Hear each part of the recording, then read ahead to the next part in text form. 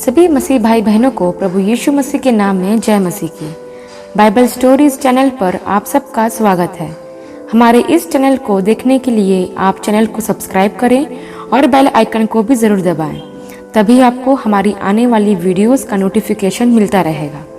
आज मैं आपके लिए बाइबल की पुस्तक से लूत व उसकी बेटियों की एक घटना का वर्णन लेकर आई हूँ, जो आपको उत्पत्ति अध्याय 19 के 30 से 38 वचन में मिल जाएगा। तो आप उसे वहां से विस्तार से पढ़ सकते हैं। तो चलिए भाई और बहनों, वीडियो स्टार्ट करते हैं। बाइबल दर्शाती है कि ये उस समय की बात है जब परमेश्वर ने सदोम और अमोरा को नाश किया था तथा लूत को वहां से निकल जाने की आज्ञा दी थी और उसे पहाड़ में जाकर बसने को कहा था।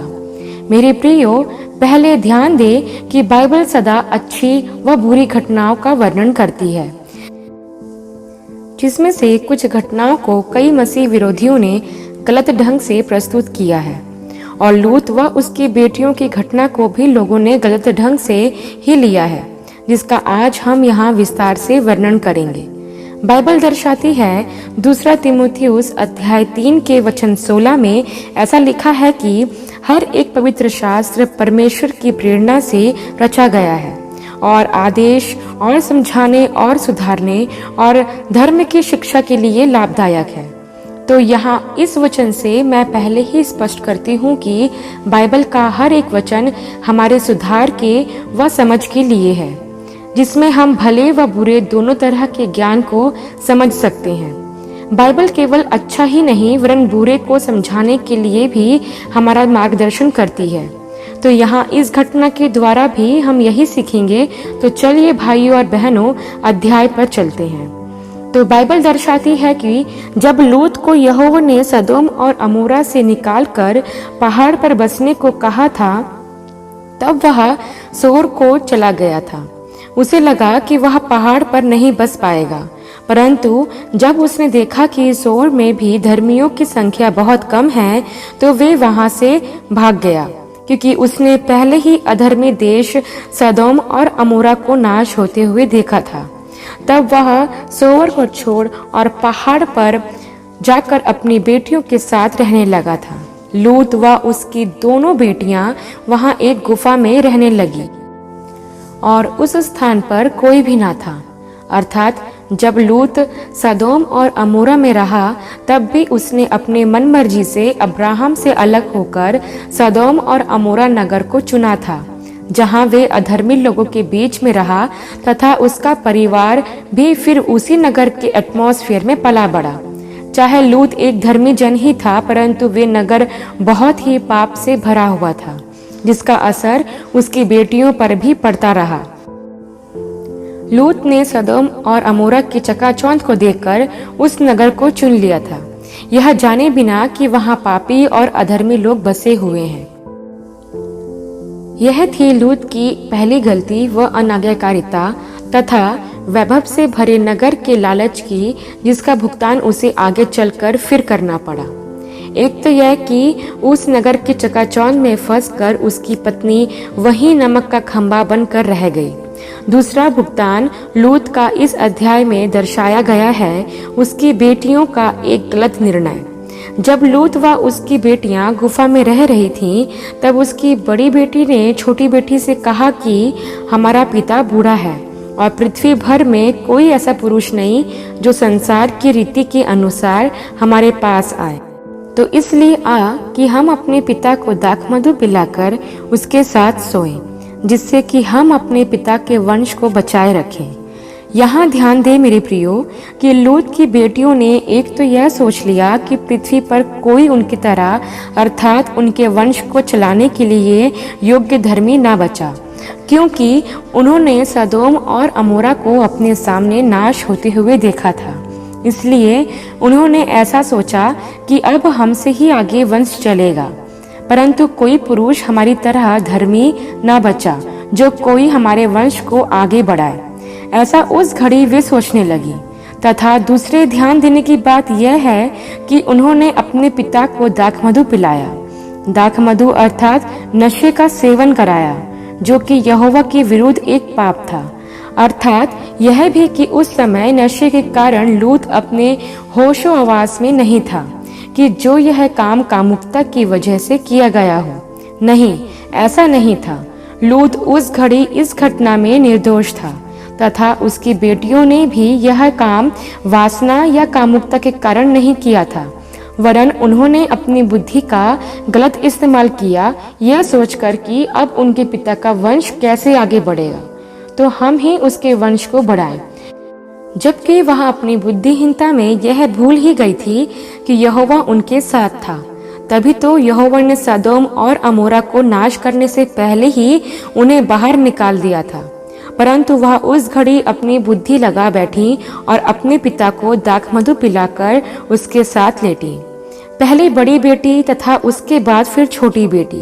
परंतु यह बाइबल दर्शाती है कि उस घड़ी इस घटना के विषय लूत को कुछ भी पता नहीं चला।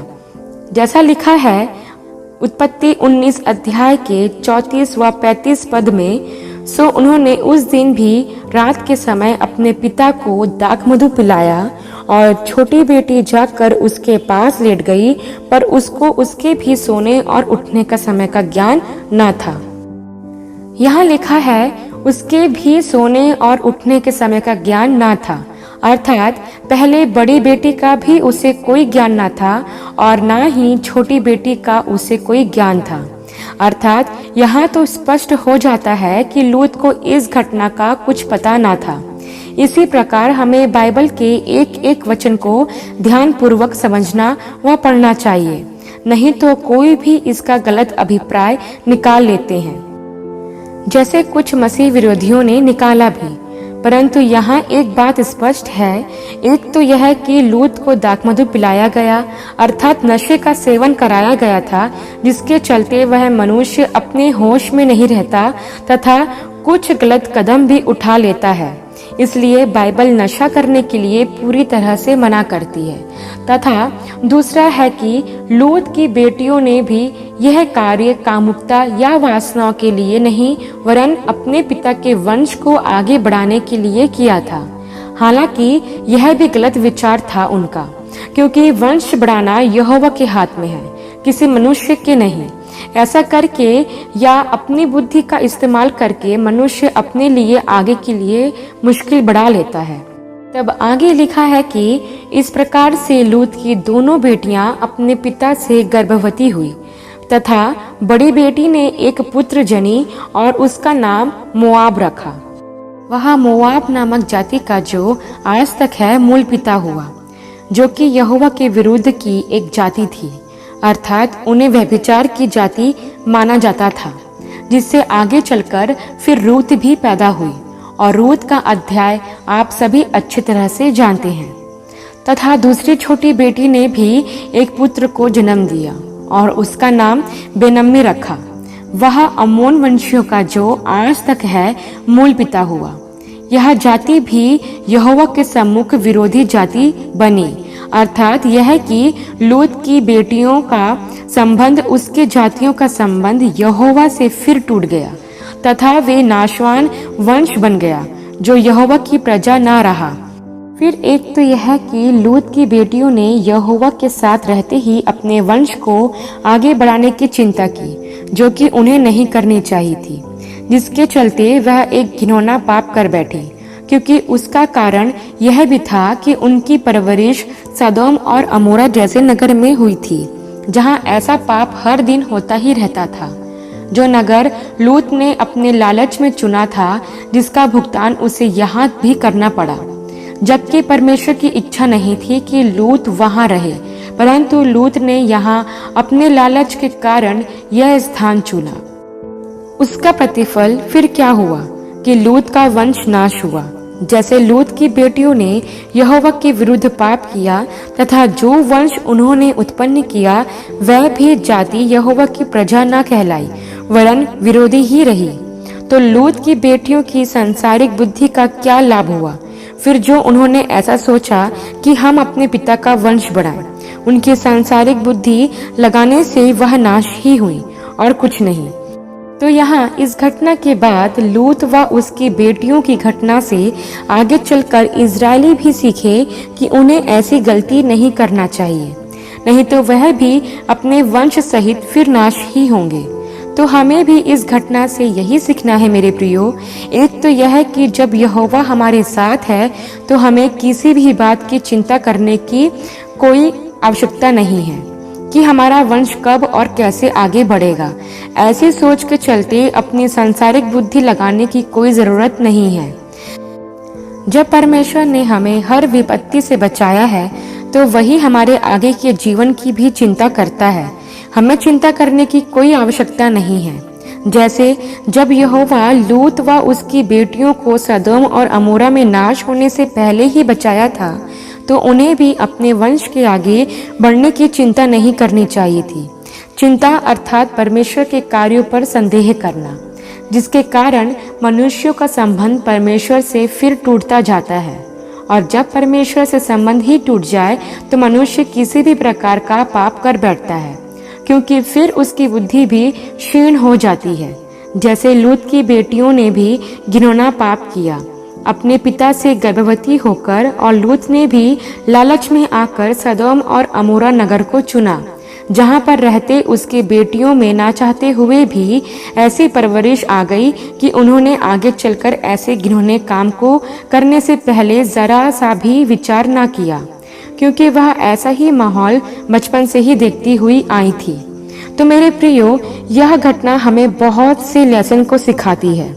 एक तो यह कि हमें किसी भी वैभव को देखकर कभी भी कोई लालच नहीं करना चाहिए, जिसका भुगतान हमें पीढ़ियों तक आगे चलकर करना पड़े, जैसे लूत ने किया सदम और अमोरा में रहकर। तथा दूसरा यह कि हमें कभी भी अपनी सांसारिक बुद्धि का इस्तेमाल करके कोई जल्दबाजी नहीं करनी चाहिए कि हम अपने परमेश्वर के विरुद्ध ही पाप कर बैठें और हमारी पीढ़ियों तक नाश हो जाएं। जैसे लूत की बेटियों ने किया कि उनकी पीढ़ियां मोआबी तथा अमोन वंशी पैदा हुई, जिसका वर्णन बाइबल करती है कि यह जातियां इजरायलियों के विरुद्ध थी तथा फिर अंत में नाश ही हुई। तथा तीसरी बात सीखने की यह है कि हमें नशा बिल्कुल भी नहीं करना चाहिए। नशे में मनुष्य अपने होश खो देता है तथा किसी भी प्रकार के पाप में गिर जाता है, क्योंकि नशा बुद्धि को भ्रष्ट कर देता है। जैसे लूत भी अपने नशे में ही पाप में गिर गया और उसे पता तक नहीं चला।